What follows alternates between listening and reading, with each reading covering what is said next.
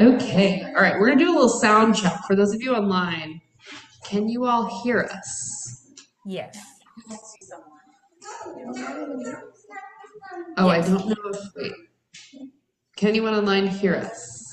Yes. Nausea, yes, okay. We can't hear nausea. I don't know that we can hear. Okay. Let me try this again. Sorry, Nausea, could you help me out one more time and speak up? We'll see if we can hear you in the room. Hi, Morgan. Hello. Okay, that worked. All right, I may have to do a two-parter today and put it right to the microphone. Okay. I know we'll still have people filing in, but I'm going to go ahead and get us started because Controller Heisler is going to have to leave us for another event here in a little bit. So thank you all for being here today, those of you in the room and those of you on Zoom, for this Troy Hill Community Meeting on June 11th, 2025. My name is Morgan Kasprowitz. I am the chair of Troy Hill Citizens. And we are going to get us started today with some of our updates from our government partners. So I see Officer Defio is on the Zoom with us. Officer Defio, are you ready to give the update from Zone 1? Yeah, I'm ready. Can you hear me okay? We sure can. Thank you so much. All right. In the time period from your last meeting until today, there were a total of 19 reports generated, and there were 5 arrests. Of those arrests, we were able to clear 1 arrest warrant. And for the Part 1 crimes, there was 1 aggravated assault, there was 1 burglary, there was 1 rape/sexual assault, and there were 4 thefts. The sexual assault, that was between the 2 parties knew each other. This wasn't stranger on stranger. These 2 knew each other. And that's all I have. If you guys have any questions. Does anyone have any questions for Officer Defio? Yes. All right, I'm gonna have to. You'll just have to. You can speak up, or you can come to the microphone. Either one. Either way. Trying to do our best since the hall is very echoey. Hello, this is Brian Murphy. 2 days ago, there were a lot of undercover cops up here, and they obviously did something. I don't know what was going on. I don't know if you could report on what that was about, but there was an activity over by. Yeah, the only thing I could really say about that was part of an ongoing investigation, which I think is still ongoing. But sometimes when we have a investigation going on, we don't arrest everybody at the same time. We kind of get one here, and then we keep investigating, and we get another one. So that's what that was a part of. When they tell me that their investigation is complete, I can give you more information on it. I appreciate it. One more question. Yeah. We have seen greater activity of these young white males with backpacks that we know are delivering drugs. I don't know what you want to call them, whether they're mules or whatever, but we've identified them. My wife and I, we see them all the time going down to the river and delivering, people coming up to them. We see the transaction, but I've seen an increased activity of these men, I won't call them gentlemen, white men with backpacks, and that seems to be the characteristic. So I just wanted to let you know, this past 2 weeks, we've seen a marked increase in their activity up here. All right, I appreciate that. Where do you know where they're going from and where where they're coming from and where they're going to? Do not, but we've had an increase of people living down the staircase off of I don't even know what to call it. They call it a line street, right? Where the street disappears, but it's still drawn in. It's Paper Street. Okay, so it's Harpster, but it's down The end. Yeah, down the end of it, where Clay and Harpster come together. Yeah, I know exactly where you mean. Tomorrow when I get in, I'll talk to the detectives and make them aware of that. Then when they get a chance, they'll be able to look into it. Plus, we could tell our patrol guys to check it on their patrols when they're coming up in your neighborhood. Thank you. Thank you. Any other questions? Oh, sorry, yes, Evan, yeah, you had a question. Hi, Officer DeFeo. About 2 weeks ago, there were shots fired on Cowley. There was a police response. I think they did pick up some shell casings.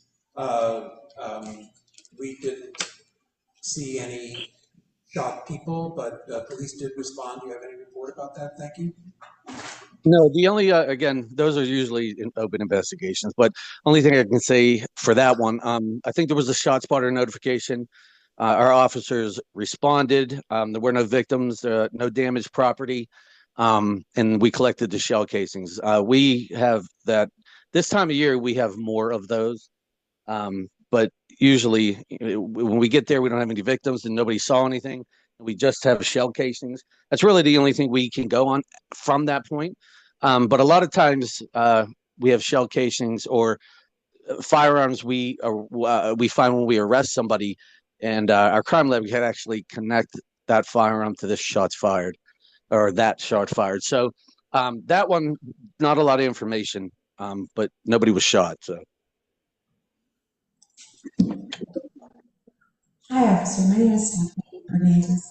I just have a question about the burglary. Was anyone home, and was there a weapon used? Burglary? Yes. No, the burglary was on a residence that had caught on fire. I think maybe a week before this incident. When the victim reported it, the victim said that the house had caught on fire, so they were staying with relatives. And when they were in the neighborhood, someone told him, "Hey, listen, we saw people going in and out of the house."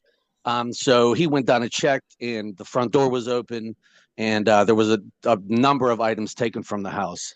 But nobody was in the house at the time, but it was occupied until they had the fire. Thank you. Thank you so much. Any other questions for zone 1? Awesome, thank you so much. Okay, so moving down the line, do we have someone here from Councilman Bobby Wilson's office? That's okay. Do you want to come on up? I apologize. I know it makes it more formal when you have to come to the front of the room. No worries. So I'm Morgan. I'm the legislative aide for Councilman Wilson, and so I do have a few announcements. So the first one, the city's LED modernization project is starting, and so if you aren't aware, DOMI is evaluating the existing inventory of approximately 39,000 streetlights in the city of Pittsburgh. And so for the Troy Hill area, the light installation will begin in Q4 of 2025. And so there is a website that you can check, and it's pghled.org, and you can actually see the updates of when the streetlights will be updated, and they have a countdown. And it's per neighborhood, so I think in total for the entire city of Pittsburgh, the project won't be completed until 2027, but for Troy Hill specifically, it'll start in Q4 of 2024. I'm sorry, 2025, thank you. And then another update I have is PRT's final public hearing is this Thursday. It is at the David L. Lawrence Convention Center. There's 2 sessions, one from 9 a.m. to 1 p.m. and then another from 3 to 7 p.m. If you can't attend in person, please leave a comment or send something in the mail. Their website is rideprt.org. Please make your voice known because this will definitely affect this community. So please go in person if you can. Call, leave a message, send an email, please do it. You can't use your voice. And those are all the updates I have from my office. Are there any questions? Yeah. Maybe on the streetlights, I'm sure you know, right? There's kind of already sort of features on the lights. I don't know if it's actually the lights themselves, but I assume that will be preserved through the LED. Yeah, they were LED. Oh, they are already. If they're already LED, they should be preserved. But I can always follow up and just to double check if you'd like me to.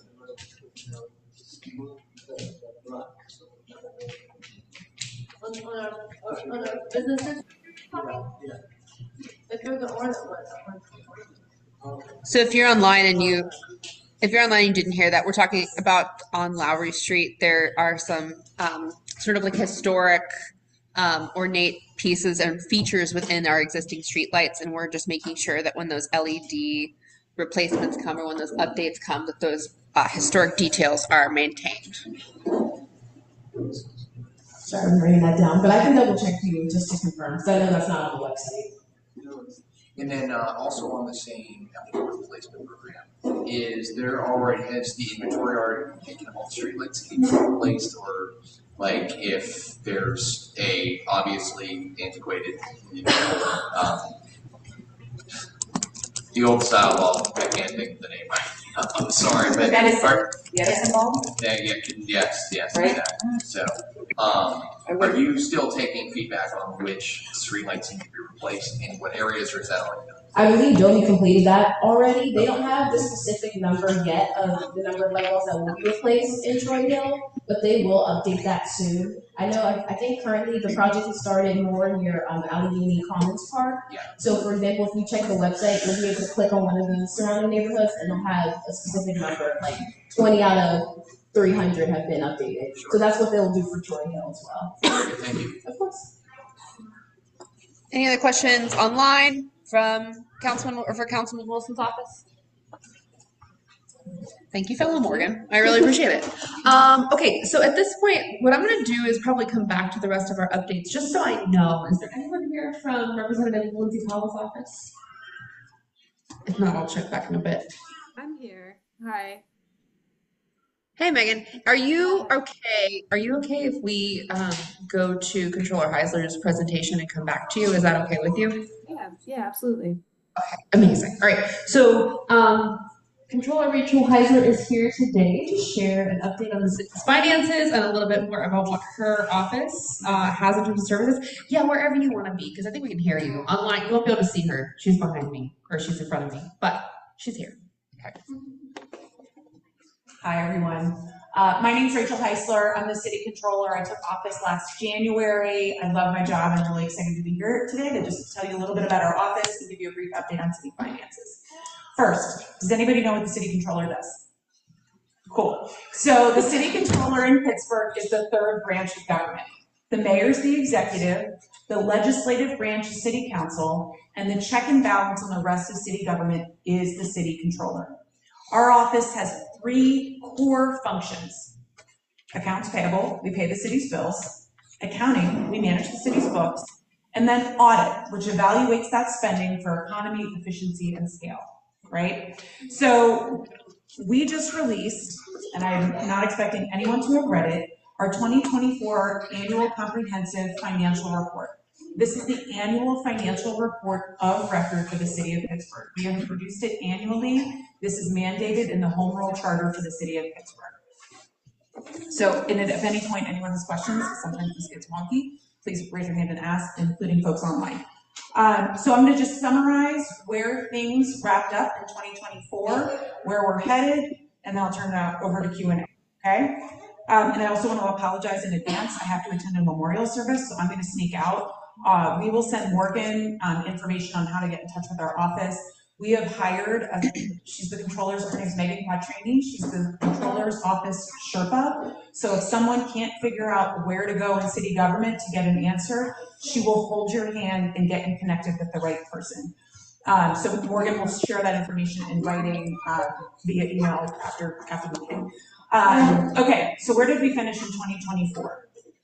We collected $704 million, and we spent $699 million out of the operating budget.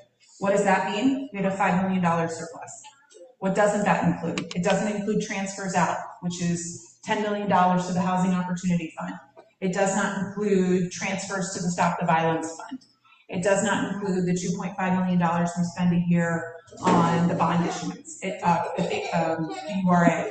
It does not include PAYGO, which is how a lot of our capital projects are paid for, right? That's the bond money.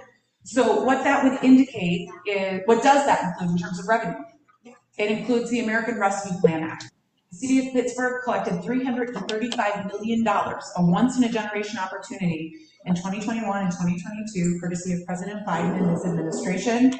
And we've used that money in a lot of different ways, but one way we've used it that you probably haven't necessarily seen is we've put $45 million to $50 million a year from that into the operating budget for the last 4 years. So those aren't specific projects necessarily, it's money that goes over and just helps us run as a city. So highlights in the 2024 annual comprehensive financial report. We have recovered from, does anyone know the two areas that were hardest hit in terms of revenue during the pandemic? In the 2020 and 2021 year? Parking taxes. We collect $60 million a year in parking. That number has totally rebounded to post-pandemic levels. And it is not because of 9 to 5, Monday through Friday business traffic. It is because of evening events, weekend events, festivals, concerts, etc. We have rebounded. And the amusement tax is back to pre-pandemic levels. Those are great things. What hasn't rebounded? Real estate taxes. 25% of all city revenue comes from real estate taxes. And of that 25%, 25 comes from downtown. We issued $33 million in property tax refunds last year, primarily to downtown property owners. An example of that, is everybody familiar with the BNY Mellon building? That has been reassessed. A 1-year reassessment cost the city $750,000. And they will continue to file reassessments, as it's their right, every year until the building is worth, basically the land it's on. We have to work on downtown, right? Downtown is a lot safer. We have some perception issues. The Zone 2 and Commander Novacell have done a great job at working with community members, including business owners, residents, and visitors downtown. But we need to continue to invest and reimagine what downtown looks like. The 9 to 5, Monday through Friday business model with commercial property is not going to come back. Every industry that can is pivoting in some capacity to telework. It's how you attract and retain talent. Another thing that is part of the ugly, deed transfer tax. The city of Pittsburgh has a 5% deed transfer tax. That peaked in 2022 at about $62 million. In 2024, we collected $47 million. So that's a macro trend. Home sales have slowed across the country. I would expect that to continue. But that's an indicator that people aren't moving. Maybe they're renovating their house instead of moving. Maybe they're adding on. And then earned income tax, which is a wage tax. So 50% of all city revenue comes directly from city residents in the form of wage taxes and property taxes. So one thing that the city needs to do, I think that's quite important in the next few years, is figure out how to diversify that revenue. How can we continue to grow revenue that doesn't pull from the people and punish people who live here, right? We have a 3% wage taxes, which is one of the highest in Allegheny County. Our property taxes, we need a countywide reassessment. I will say that to anybody. It's absolutely vital because municipalities right now are just sort of competing against each other, and it's a race to the bottom. Another revenue. Was the drop in the deed transfer reflect a slowdown of people actually moving here? Because into the city, you could assume that, or that we can't derive enough from the deed transfer exclusively. But what I can tell you is the local services tax, which is if you live in Monroeville or you live in Ross Township and you drive into the city, you pay $52 a year. Do I wish that was more? Yes. Is it controlled by state law? Also yes. So that $52, and what I will tell you, I have these figures because I won't be able to remember them. In 2022, so if you divide the $52, in 2022, 298,000 people were paying that. In 2024, that number is 264,000, which does reflect that fewer people are driving. That we can tell fewer people are driving in here, which is a reflection of the remote work environment. So we can't tell if more people are coming and going at this point just with that data alone. But what I will tell you is that in 2020, the census did indicate that the city had contracted ever slightly, and the county grew for the first time since 1970. And when you look at the racial demographics, our African American, brown and black families are leaving the city and moving to suburbs right outside of the city. And that is likely due to Pittsburgh public schools. The biggest, in my opinion, the biggest vulnerability facing the city of Pittsburgh is the Pittsburgh public schools. We have a significant racial achievement gap. We're spending more per student than almost any other school district in the state. and we need to really look at management of PPS. The teachers are wonderful. I am the granddaughter and daughter of public educators. One thing we've tried to do, so the city controller is the controller of Pittsburgh Public Schools by statute. Our role at the school district is much more consolidated. I guess that's probably the right word. And we're limited in what we can do. But since January of last year, all Pittsburgh Public School contracts are online, all Pittsburgh Public School audits are online, and all Pittsburgh Public School cash sheets are online. Cash sheets are not the easiest way to monitor transactions, but at this point it's better than nothing until we have better access to public information as the school controller. So I didn't quite answer your question, but I hope that gave you some color on where things are headed with the city. The other thing I just want to mention when we think about revenue is the facility usage fee. So we collect about $5 to $6 million a year from people like Taylor Swift or people like, I'm trying to think of a quarterback that isn't in Pittsburgh. Someone give me a quarterback. Not me. Don't yeah, I keep saying Tom Brady. But Tom Brady paid the facility usage fee. So the facility usage fee was determined to be a tax. And because of the state's uniformity clause, we are unable to levy a tax. And that is now before the Supreme Court. And over the course of the next 5 years, it would cost the city an additional $30 million in revenue if that is determined to be unconstitutional. Both lower courts have ruled against the city. I obviously am rooting for the city to be successful because we need the revenue, but I do think it is likely that that won't be a reliable source of revenue moving forward.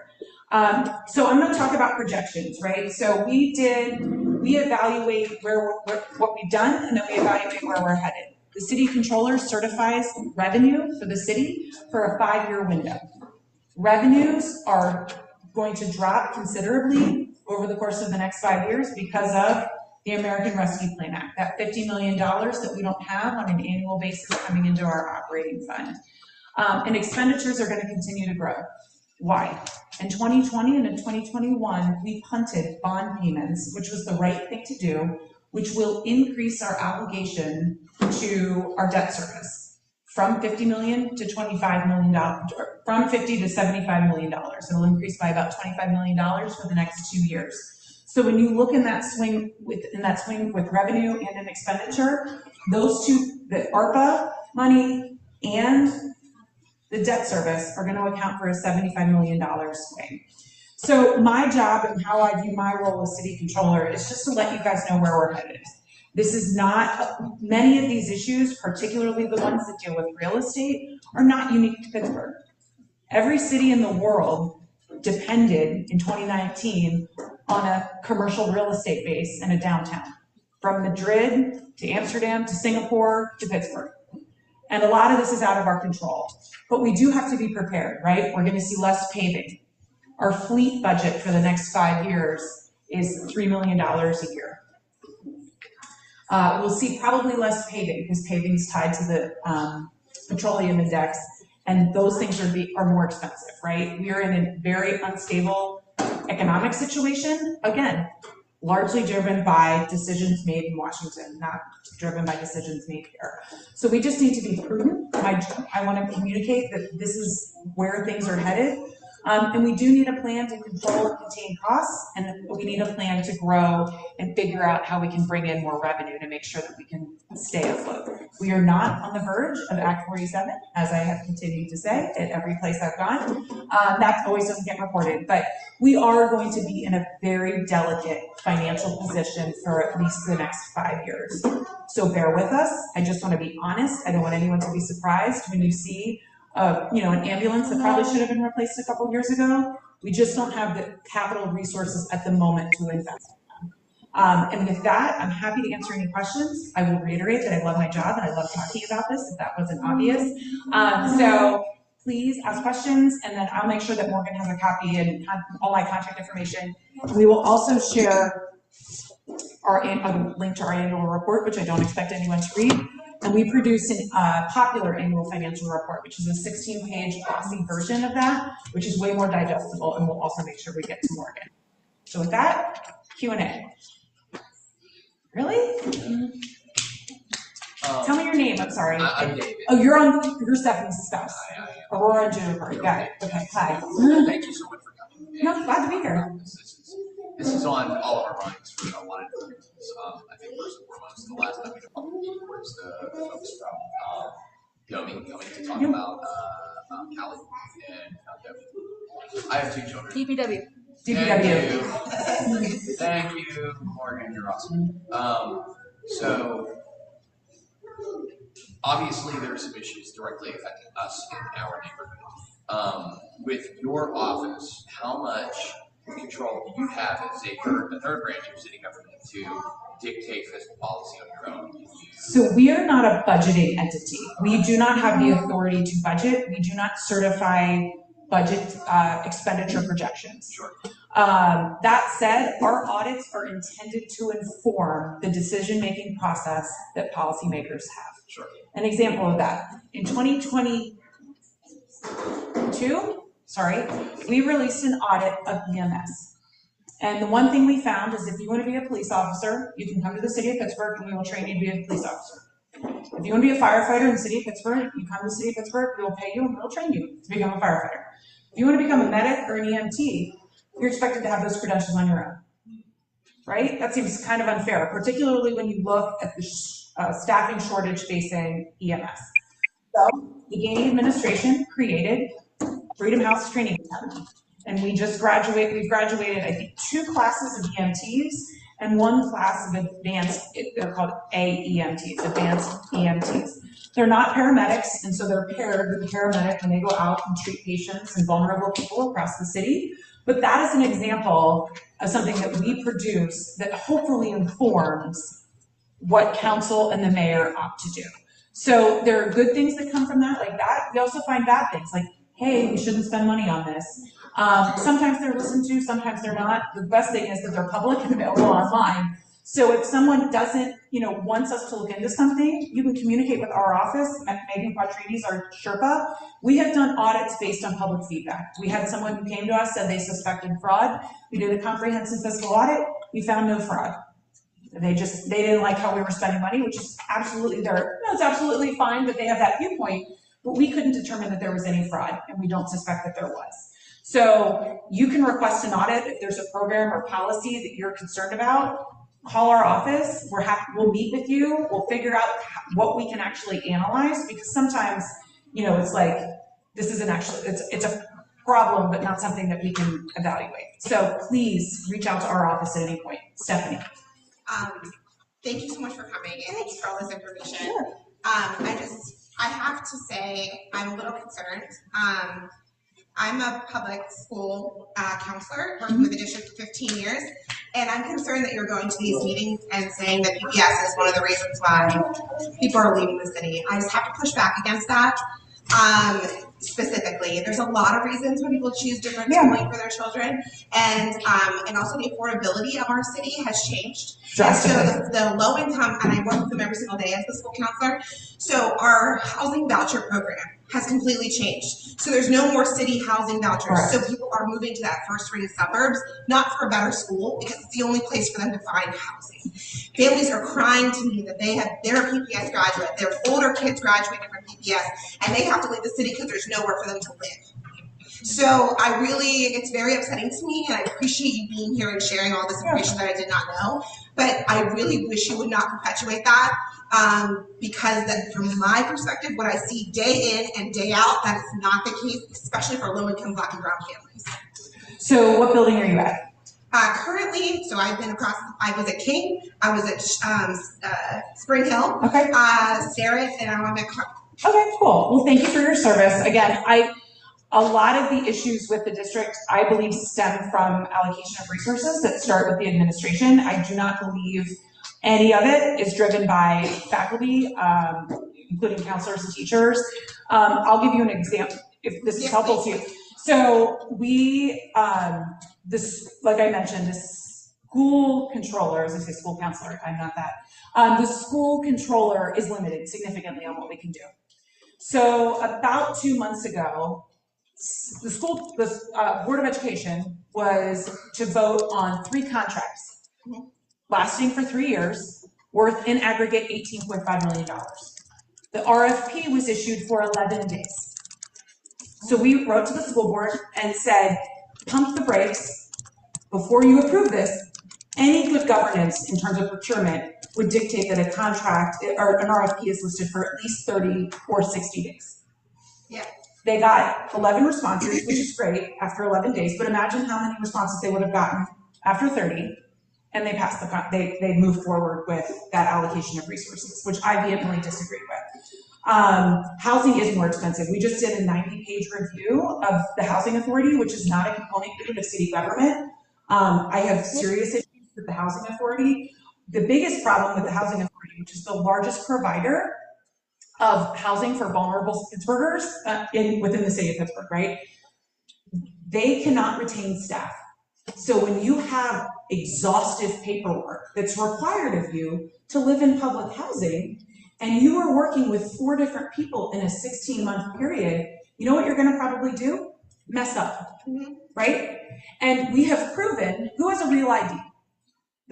Okay, we waived that requirement for people after 36 hours of people being unable to have 20 years to complete their paperwork. They couldn't do it. So you're giving people, there are major housing issues.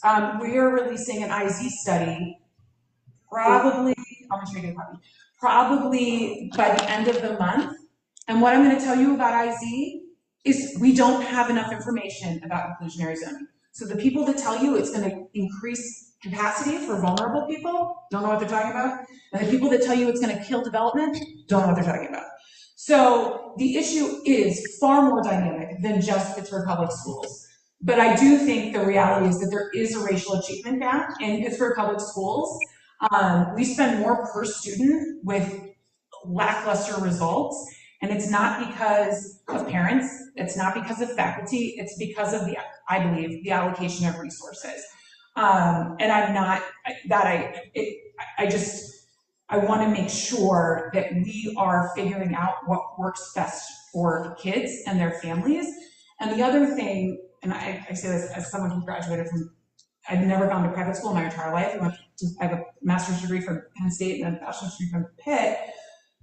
I will never criticize what someone does for their kid, right? So some people, online charter schools, that's what works for them. And I'm really glad that the governor is proposing an $8,000 cap, and that will increase PPS revenue by about $20 million a year. Some families opt for parochial and private schools, others do charters. I don't love the charter school model, but if they can accommodate their kid and whatever unique needs they have, I think it's not fair for me to say you can't put your kid where they're gonna thrive.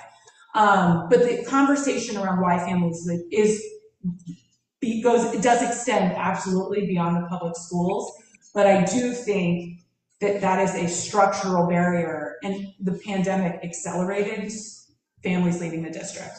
I think half of all kids that are eligible for Pittsburgh Public Schools attend another non-PPS building. We studied crossing guards, which you wouldn't think would give you any insight into school enrollment, but it actually does because of where we've reallocated school crossing guards.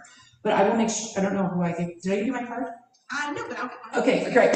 So I'll give you my card, but I'm happy to have this conversation. We have evaluated P card.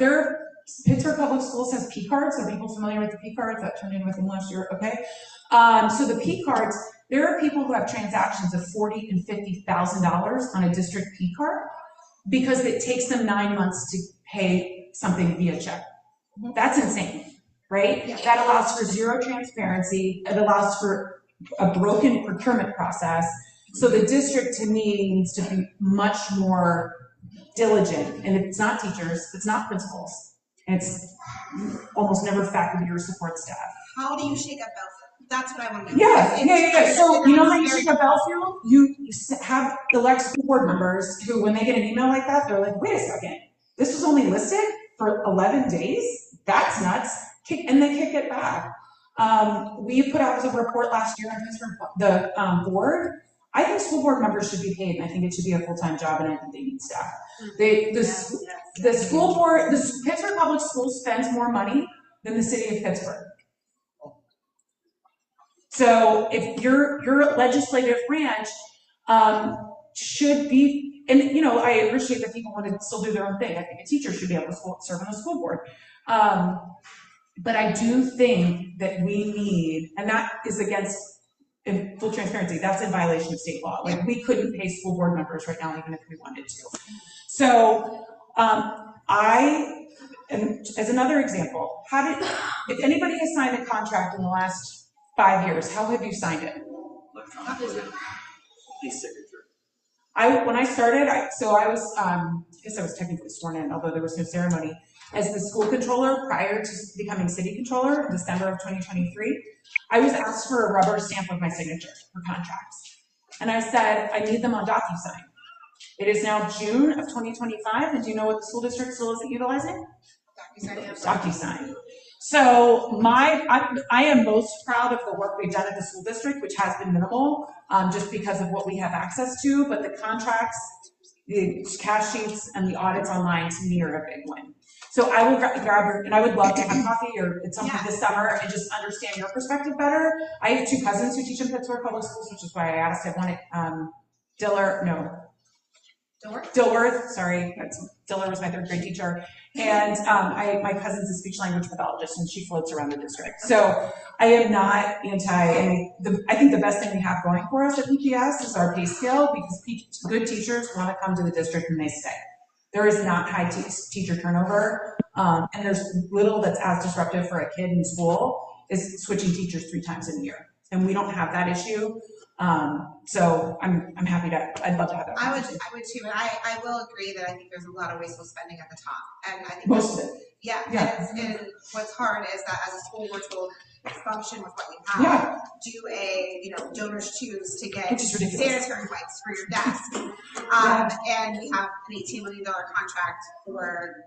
Right. Correct. And so I agree with that, but I don't know how to flip that, and that's where we struggle as educators, because we're like, we need more, and then it turns on us like that we're greedy or something. Like, I need pencils. Well, so my cousin's at Dilworth, and he's the health and phys ed teacher, and he wanted to put a climbing wall in the school. And this climbing walls are like my thing, right? They're not the giant ones with the ropes. They were like, oh, there's no money. And then I review and sign school district contracts now, and lo and behold, the school district signed an agreement with Ascend for a lot more money, rather than giving Ben, my cousin, $2,500 to put in this climbing wall.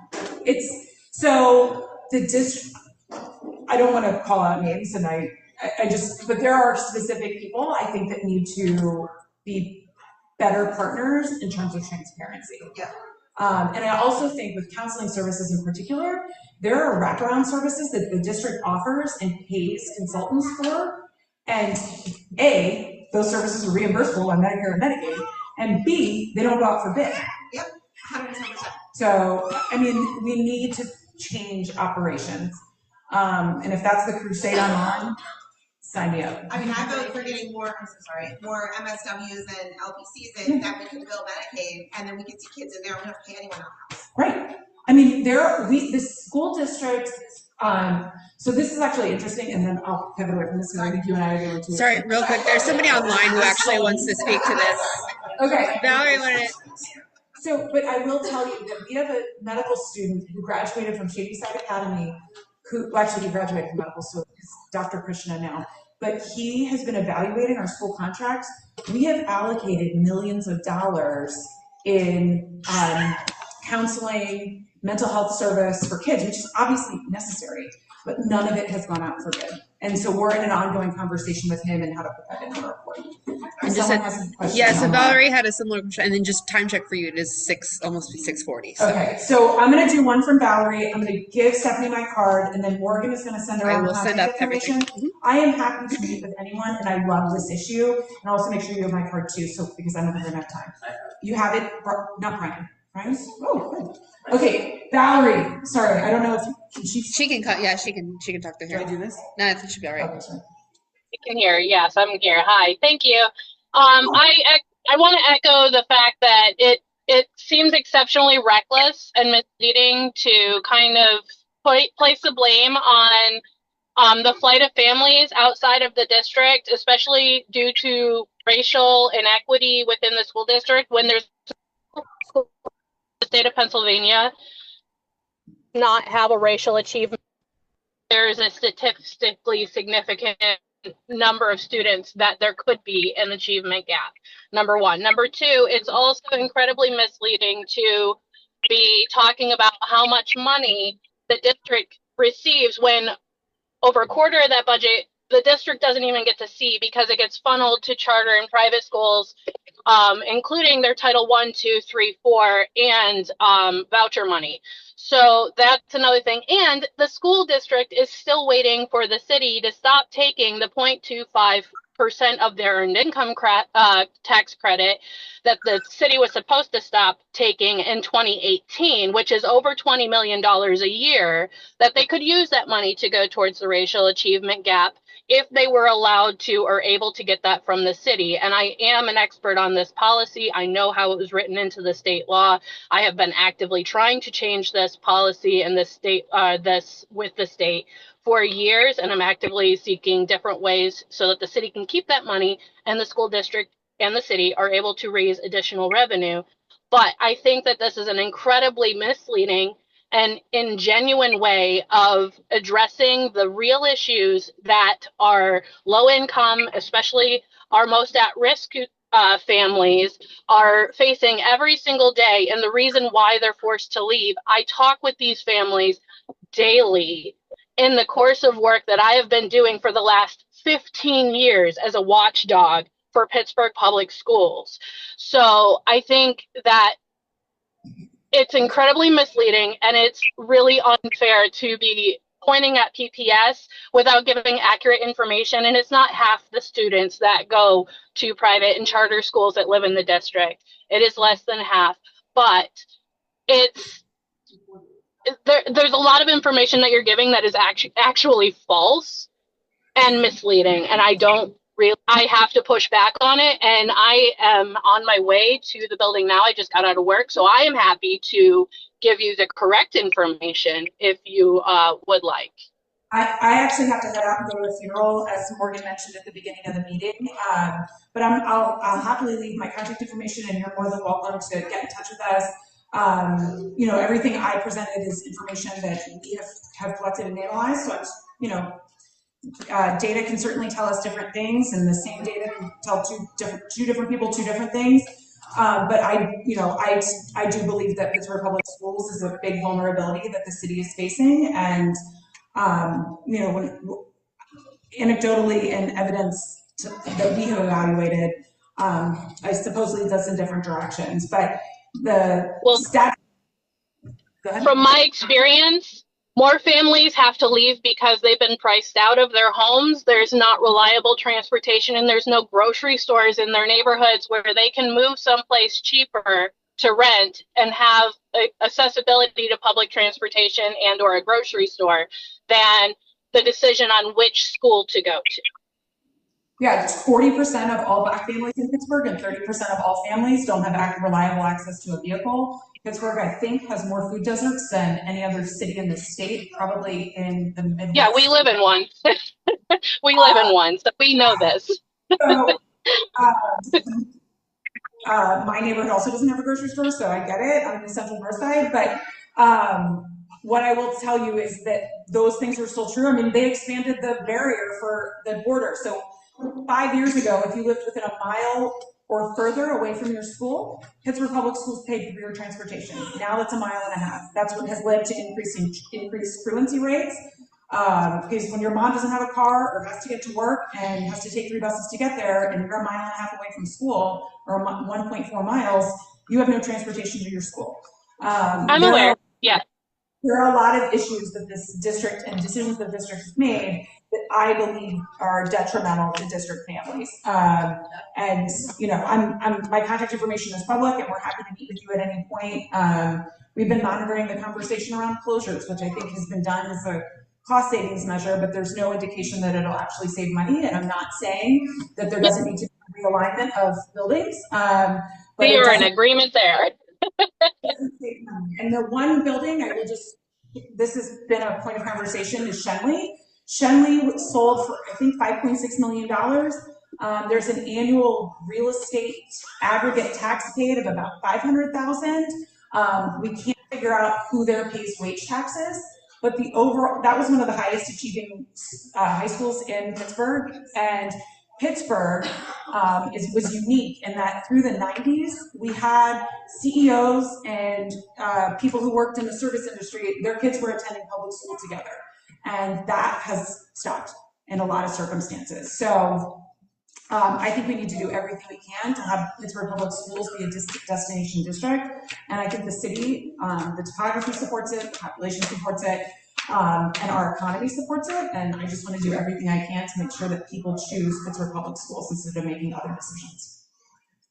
With that, I'm going to take off because I have to go to a funeral. I'm going to give Stephanie my card. Brian, you have one. Send me a note, and Morgan will have contact information to share with everybody. Yep, and that's all I Thank you. Right, Thank you. All right, thank you all so much. Okay, so as Sally Stadelman comes up here, I do want to make sure I touch back with Megan from Representative Powell's office. Megan, do you have any updates to share with us? Yeah, just two big, I would say three things. First, we had our family fair this past, oh my God, my cat is all over. We had our family fair this past this past Saturday. Just wanted to thank anyone who came out. I think Troy Hills helped promote it. So just appreciate everyone's efforts in attending that. It was a great event. We were able to connect folks to state and local resources and dunk some friendly Pittsburgh faces. So it was a great event. If you missed it, we're going to host it next year. So keep an eye out on our social media and in our newsletter. That said, our office is still available to help with property tax rent rebates. So if you're making $45,000 or under, you're 65 and older, a person with disabilities, or a widow or widower, you are eligible for a property tax rent rebate. You would need all proof of income from 2024 and either your property taxes from 2024 or a rent certificate. If you have any questions, feel free to call our office. Anyone in the office can help you apply, so you can just stop in at any time.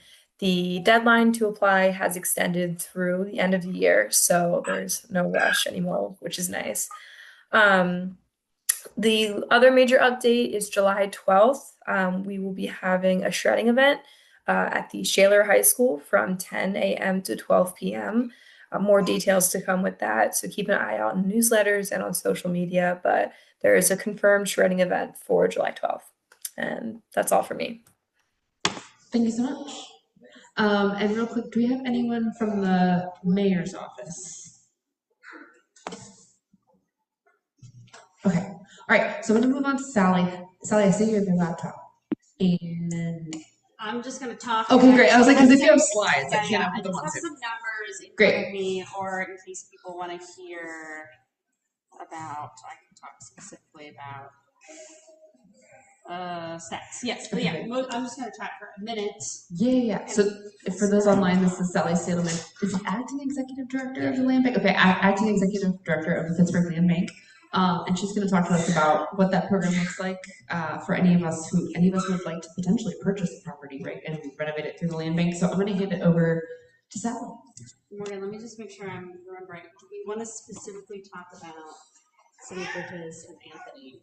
And Not today. Okay, so Because there's still a lot unknown about that situation. No, just mostly like how other people would access the programs through the land bank. Okay, perfect. All right, I just want to make sure it's a board meeting week, so I'm extra fried on what we're going to chat about. So, hey everybody, my name is Sally Stadelman. I'm the acting executive director of the Pittsburgh Land Bank. I believe this is the fourth position that I held at the city that has brought me before for the citizens. So really good to see everybody. So I want to give a quick overview of the Pittsburgh Land Bank, what we are, what we have been up to. You may have noticed in Troy Hill and traveling around the city that we have a lot of vacant and abandoned property in the city of Pittsburgh.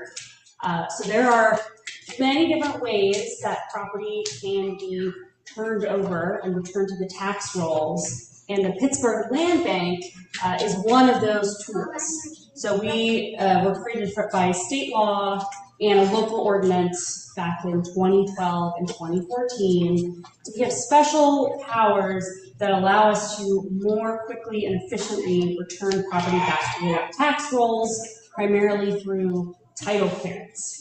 So what's happened to a lot of our property is because it has sat for so long, right, as a result of the economic decline and the loss of our steel mills back in the 70s and 80s, we have property that has accumulated so much in back taxes. The only way for it to be returned to the tax rolls is through a municipal intervention to wipe away those old liens and encumbrances so that it can be accessed by nonprofits who do affordable housing work, individuals, any use you can think of, right? We're there to help facilitate that. The land bank, unlike the city's process, we're able to select an end user based on their qualifications via our policies and procedures and our board, rather than the city's process, which just exposes everything to auction. Which is okay in some circumstances too, but we're able to make sure our buyers are prepared to make those purchases, and that it's the best fit for the community. So the good news with Troy Hill is that there's only about, it's probably around 50 city-owned properties up here, and we're down to about 9 city-owned structures. The 2 of those are already actively for a city sale, and we're looking. We have a pending sale at the land bank to the beloved Troy Hill Art Houses very soon. And then we're working with you all, I would say maybe with your housing working group to determine the end use for those final structures. And even better news is that the land bank, actually prior to me joining in 2022, already cleared the title on several of those, and they're available for Troy Hill citizens to purchase. We may also bring them from the land bank. That's kind of what we're working through right now. So we have those, that inventory is dwindling. There still are some abandoned tax delinquent, privately owned properties in Troy Hill. We're working on an agreement with the county, city, and school district that will allow us to use the sheriff's sale. So in coming years, we could target those properties. And so we work closely with lots of nonprofits in the city, like City of Bridges Community Land Trust, I think is who's most active up here.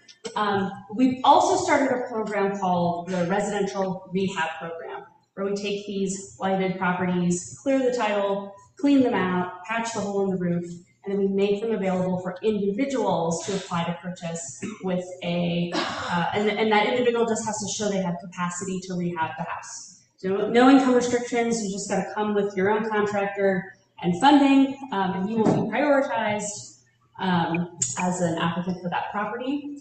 And so we have more properties soon that will be available this summer. A couple in Uptown, some in Perry Hilltop and Fineview, hopefully more in Spring Garden. That was actually where we first listed our first couple of properties. We do have one left on High Street in Spring Garden.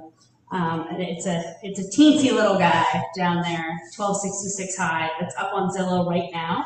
If somebody's looking for an OG tiny house, it is available for sale on High Street. So that's the Pittsburgh Land Bank. I love speaking right after Rachael Heisler because I think we are I hope that we can continue to grow and be an important tool to help turn vacant properties back into homes for families and to help people remain in the city of Pittsburgh. And we are also only funded through 2026, so we're all tied up in all these fun upcoming budget conversations as well. So let me pause there, see if there's any questions from anybody.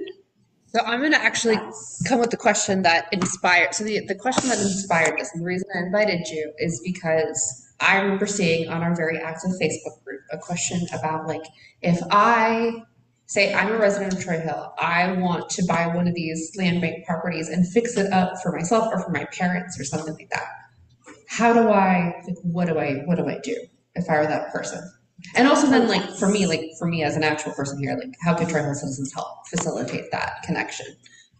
Okay, so I would say that in this evaluation, in this like next walkthrough we're going to do to take stock of these remaining handful of structures, there will be a sorting that will occur to say which one should go to City of Bridges. Are there any that make sense that we can then through that program? So we might end up with a house or two there.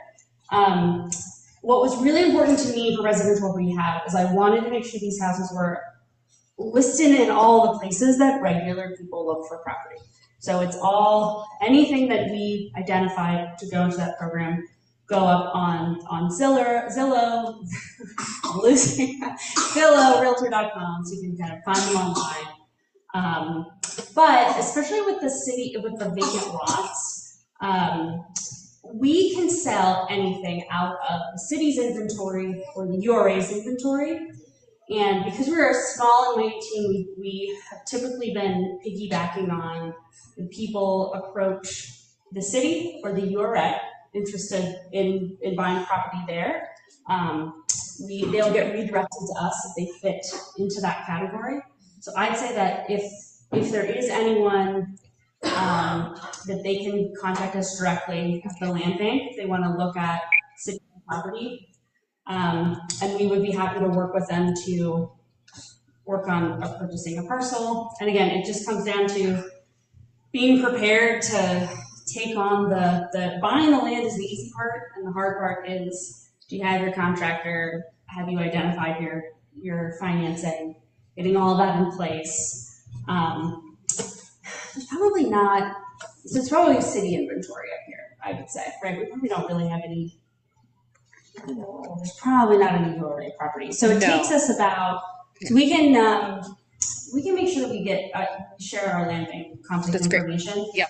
And we're happy to talk to anybody who would be interested in a structure or a lot.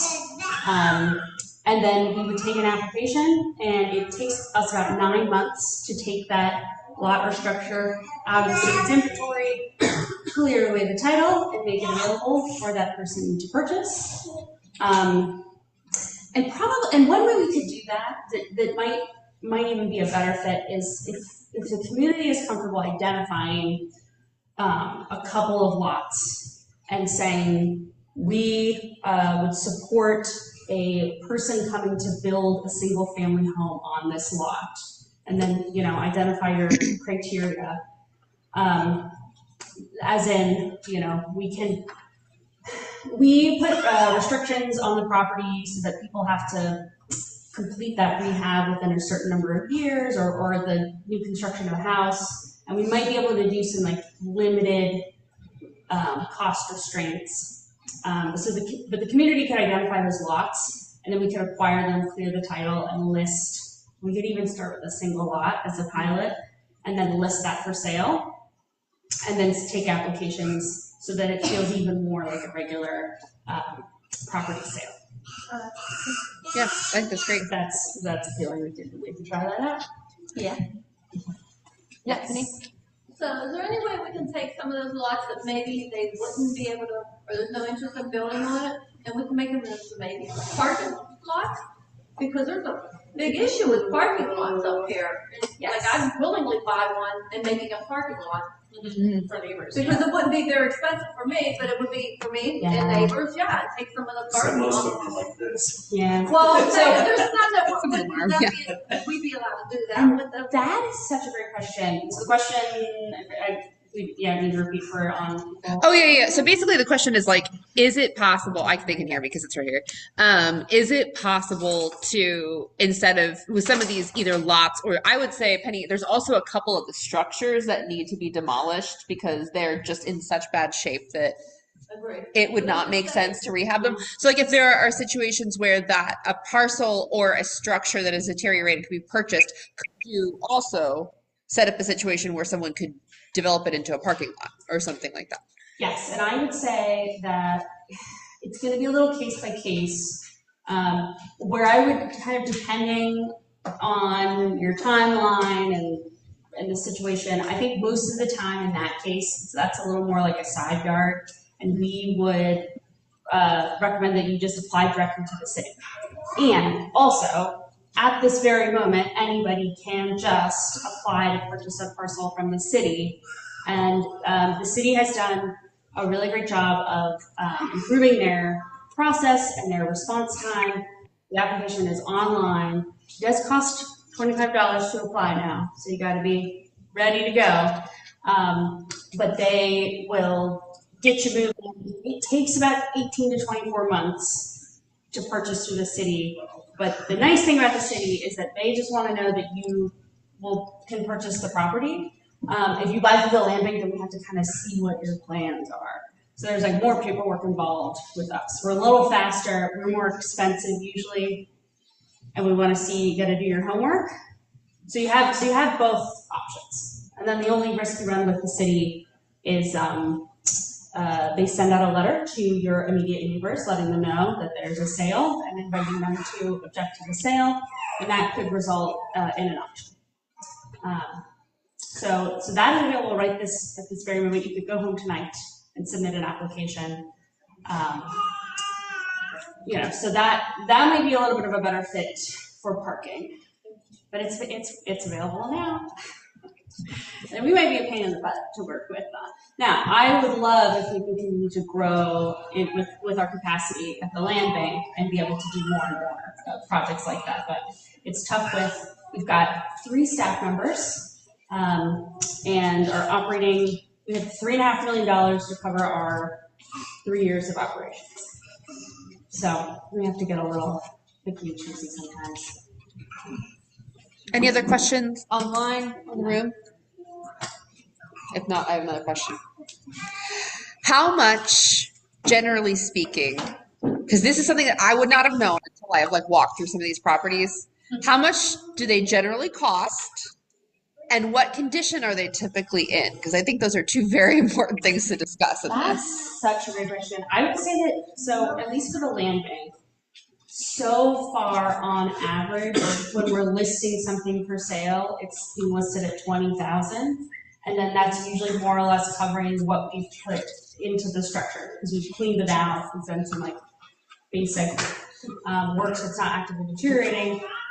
And unfortunately, so much of what's in the city's inventory and what's coming our way has just been sitting vacant for so long that everything we get usually has a crushed sewer line. It's like $10,000 to $12,000 to replace. You usually need a new roof. Usually a little bit of structural stuff going on. So and that's really why it's important to us that we want people to be prepared. It's easy to get excited to buy a house, but these houses all are going to take a lot of work. So I would say at the bare minimum, you're looking at $100,000 at least of renovation, but probably more. And then that cost to purchase at $20,000. So I think realistically, you're looking at about $200,000 to get yourself into a land bank house. So still a little cheaper than the market, and if you set the program where it's buyers can kind of pitch us on how much work they want to use their lien to cover, so you can put in as much equity as well. Yeah, that's what I would probably like, 150 to 200,000. Yeah, and they're we have a lot of work to do to catch up with what has been sitting. Yes. And I was looking at new construction, and new construction, the prices are astronomical. So a 2,000 square foot house, we're looking at $400,000 for new construction. Yes. Yeah. So thinking about that in comparison as well. Yes, thank you. And that I should also, I should say that alongside of, right. So you're thinking $200,000 to get this rehab done to get into this home, but it's like almost impossible to build under $300,000. But yeah, $400,000 is what it costs to build a home. So it's cheaper than what you committed to. I am very hopeful in the coming years as we can use the sheriff's sale and we can be more proactive with property foreclosure. We'll be able to see some higher quality inventory. But unfortunately, the way our system has worked for a long time, we've almost prioritized property that has sat longer because then it's more difficult to buy it at the treasurer's sale. And so then a lot of the CDCs and nonprofits that do the affordable housing work, that participate in identifying those properties, their goal is to be able to acquire it. So you need it to be very high in, you want a lot of tax delinquency so that a speculator doesn't show up and buy it at treasurer's sale. And that's a problem that we're working on fixing at the land bank hopefully very soon. Any other questions for Sally? I learned a lot too. That's really all very helpful. And we're going to make sure that we share your information or just the land bank's information. And just so you all know, just for full transparency, Trails is working with the land bank to try to figure out a comprehensive strategy for a lot of the properties that are up here. Trying to think about different ways to make sure that we keep make these structures available for people to live in at affordable prices in a variety of different ways. So it's something that we are actively working on strategizing. And if you're curious about that, feel free to reach out. I'm always happy to talk to folks about that. Because I'll be honest, like unless you're like in it, it's all very complicated and very difficult to understand. And I still do not fully understand much of it. So happy to talk to anybody out there who's curious. Get in touch with Trails and be happy to either pass you on to the right entity or share with you what I do know. Yeah. Great. Awesome. Thank you so much. Really appreciate it. Okay. I know it is 7:06, but I do want to make some space before we go to announcements. Is there anything else from anyone online or in this room that they want to bring to the community's attention, wanted to bring up today? Speaking of Pittsburgh public schools. Do you want to hear? Sorry, I just want to make sure that people online can hear you. I apologize for making you run. It's all good. I didn't do my steps, so I was sitting Okay, there you go. All right, so I just wanted to let everybody know that the next public hearing that is going to be coming up on June 23rd, which is my birthday. So if you don't have anything for my birthday, you can come help us at Pittsburgh Public.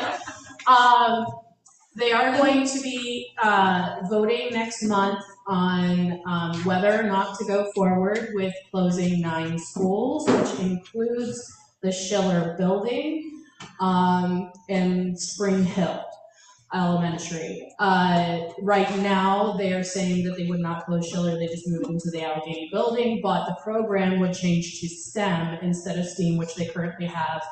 And the building would close. They do have to vote on that. It is a state mandatory process.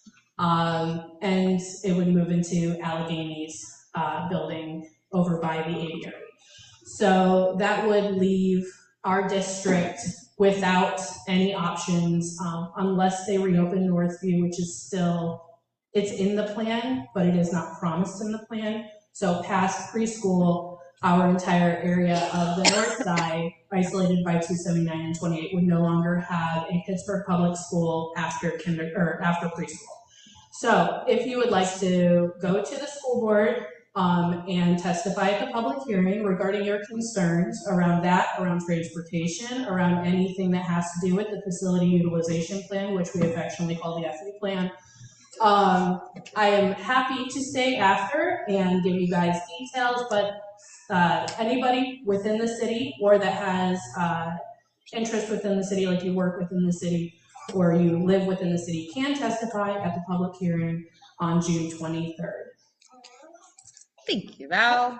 I have a question. Yep. Where did the children from Troy Hill go to school? They currently go to, if they are in preschool, they can choose from different places, but Spring Garden is our closest one, Spring Garden Elementary. Then they would go to Spring Hill Elementary, which is slated to be closed. And then they go to Schiller, which is right down the hill, 6 to 8. That is slated to be closed. And then the home high school is Perry, 9 to 12, which is still remaining intact. It's still remaining a STEM program. But the magnet programs for this area are going to be gone, and our kids, they haven't yet definitively said that our kids will stay in the north side to go to school because transportation, as most of us know here, going from the north side to the north side with public transportation is difficult. We have to go downtown just to come back to the north side. There is no north side to north side transportation. So it may be easier to send our K to 5 kids to Weil in the Hill District, and then from there send them to like Arsenal or one of the other schools in the East End or in the central area. Or I heard Malayans, actually. Possibly Malayans. And that would be like the new 6 to 8 sci tech. Yeah. Like they don't, They don't really have a full plan for our kids. Allegheny will become a middle school under this plan. I thought they were going to Martin Luther King. The elementary school is now going to King. They've changed it. So originally the elementary school was going to, I can't remember because it's like the third or fourth change, either Allegheny or King. And then the middle school students were going to go to Manchester, but Manchester is 9 classrooms short for the amount of middle schoolers that we have that currently go to Pittsburgh Public, not to mention the kids that may return to Pittsburgh Public from private or parochial or charter, or that are upcoming, especially our English language learners that live in our area, which is predominantly our largest growing population, not only here in the north side, but also citywide. So they don't really have a set, yes, absolutely. Kids in Troy Hill, you are going to go to this school, this school, this school. They say, north side kids, you're going to go to these schools, but they have yet to determine actual feeder zones. It's different than attendance zones. They're telling everybody our attendance zone, but feeder zones aren't getting determined until after the final vote at the end of the summer if they pass this and start the process in June. It's a lot. I am very good at this. I've been doing this for 15 years. I can explain the entire process to sticks and knots. So, and I'm very willing to talk to anybody. If you can't stay after, I know we got our board meeting, I am happy to give you my information. We'll have coffee or tea or happy hour. I am open and flexible, especially on Tuesdays. So I'm happy to share these details. But yeah, for our kids here in Troy Hill, there's not a definitive set plan. And that's the part that I'm most concerned about amongst my probably 750 other concerns that have to do with what's going on. But I'm happy to chat longer and to sit down and answer any questions that any of you guys may have or your neighbors have. I'm also willing to sit in group setting to talk to neighbors. Well, we can't fire them, but if they resign, the mayor gets to appoint anyone. Has this been considered? Yes. Several times this information has been sent to the school board for consideration.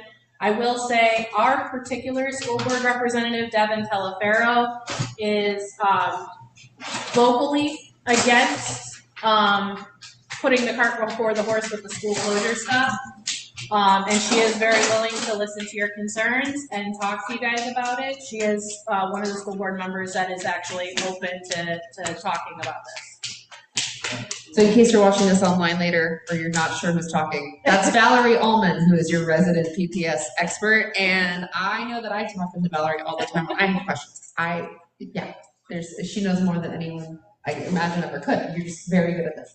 Okay, any other subjects before we move to announcements? Did somebody mention a shredding event coming up? Oh. She did. Yes. Lindsay Kyle's office. Lindsay Kyle's office, okay. When is it? We'll get Where that is it? information. We'll get that information from Megan's and we'll share it in the newsletter because I think I missed the notes on that. Okay. Okay, so we're gonna move to some announcements. The first one I want to share with you, when I picked up the key for this building today, Becky at Most Holy Name told me that they just found out that they are now, the whole 6 building campus of Most Holy Name is eligible to be entered into the National Registry of Historic Places. So they're going to pursue that, which is just, I think is really cool. So she shared that with me. So it's not like finalized yet, but they're going to go through that process. I know Nazia, thank you for hanging on for this long. long. Nazi wanted to make sure that we know about the comprehensive plan, the city comprehensive plan panel that is happening tomorrow night. It was originally like the night of those terrible storms, right? That's when it, or something like that, and then it got rescheduled, right? So, Nazia, I'm gonna try to find that photo and put it up now. If you want to say a I little can, bit. I have it open, so if that, If you can share, oop, yes, 1 second. yeah, No. Should be allowed to now. awesome. Let me share this. Sorry. Too many things. Do you see my? Yes, we do. Awesome.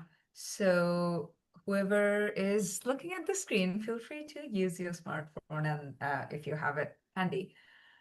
And feel free to RSVP right now using that QR code. It's happening tomorrow. I did share the information a few weeks ago or a couple of weeks ago, right? When we decided on this. But as Morgan was saying, April 29th was the fateful day for our first public forum.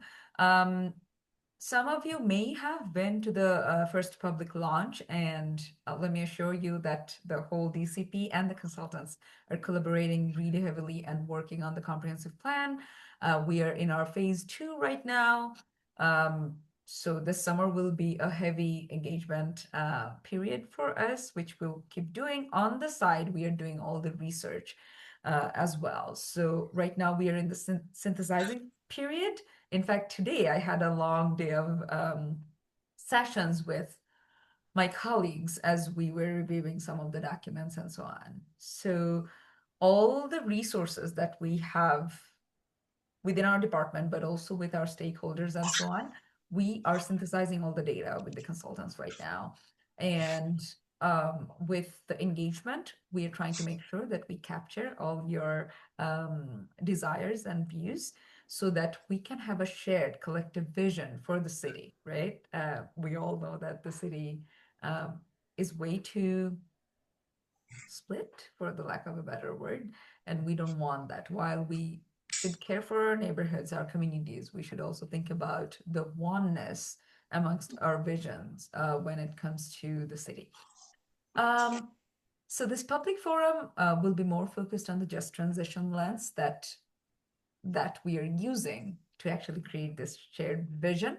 The speakers are really the experts, but we, the staff, will be present to help you understand the multiple topics and pillars that we are grappling with. I co-lead the climate action and urban design chapters, so I will be talking about those if you can make the time to visit us tomorrow. It's in the north side, so I'm really hoping that north siders show up. Please do. Dinner is provided, so if you don't mind just RSVP, I'm hoping that there will be no shortage, but still, please RSVP so that we can make sure that we reach back out to you if you have more questions or concerns. I will be there, like I said. My bosses will be there as well to answer any and every question that you may have. So I think this is a great opportunity and I'm speaking as a citizen right now, not as a public servant only. This is a great opportunity for any citizen to bring up and raise their, concerns that they may have about the comprehensive plan. So please do come over. I don't mean to make it any longer, Morgan, but yeah, I'm here if you have any questions. Thank you so much, Nadia. Any questions for Nadia? What's that building that it's located on? Oh. Can't read. Oh, what's the building? We can't read. It's the student services Sorry, I center. apologize. It is the Student Services Center, 839 Ridge Avenue. And I'm gonna try to share this out on our Facebook page tonight so That'd that be lovely. You have the proper poster. This is a slide so that people can use the QR code. I made it just for similar situations, similar meetings. sure, if you wanna send me that, I might already have the poster, but if you wanna send it to me one more time, I'll try to get it up on Facebook tonight. Okay, I think you have it, but I'll send it to you again. Thank you so much. Okay, any other announcements? I have one other question. Yep. Is that a drop-in, drop-out, or is there like an agenda that if we arrive late, we're gonna do something? There is a program. I did ask this to somebody else in the city. I remember they said if you like have to come in at a time, they said come in 6:30 to 8. That's what I was. Oh my God, you have all the inside information. I tried because I was going to try to make it was So But it- the first hour is dedicated to, you know, people grabbing dinner and mingling amongst themselves, but also speaking to us, the leaders and rather staffs who will be talking about the particular pillars. So if you're, let's say you are, let's say you are like me, a very climate anxious person, and you want to talk to me about the landslide issues and etc., and how we are actually grappling with those in the comprehensive plan. If you want to talk about that, or how we are trying to go through the just transition lens when it comes to climate action or all the extreme events. One of those actually stopped us from having our public forum. I'm happy to talk to you. So are my other colleagues who will be talking to you about other topics as well. So if you have the time, feel free to drop by before. But like Morgan said, if you're more interested in learning about how we are actually employing the just transition lens, please do come around 6:30. And Assistant Director Sharonda Watley, my boss, she will be speaking, and Jackie will be speaking. She was one of the first few to coin the term just transition. So yeah, we are super excited. And there will be a Q&A session as well right after the speakers speak. Thank you so much. Yeah, of course. All right, so with that, I am going to go ahead and stop our recording. Those of you who are online, thank you so much. And we're going to close out this community meeting and we will switch over to the board meeting in just a few minutes. But thank you all for coming tonight and have a good rest of your night. Thank you. Thank Bye-bye. you very much. I'll send you the poster right after I hop off. Thank you. Sounds good. Thanks.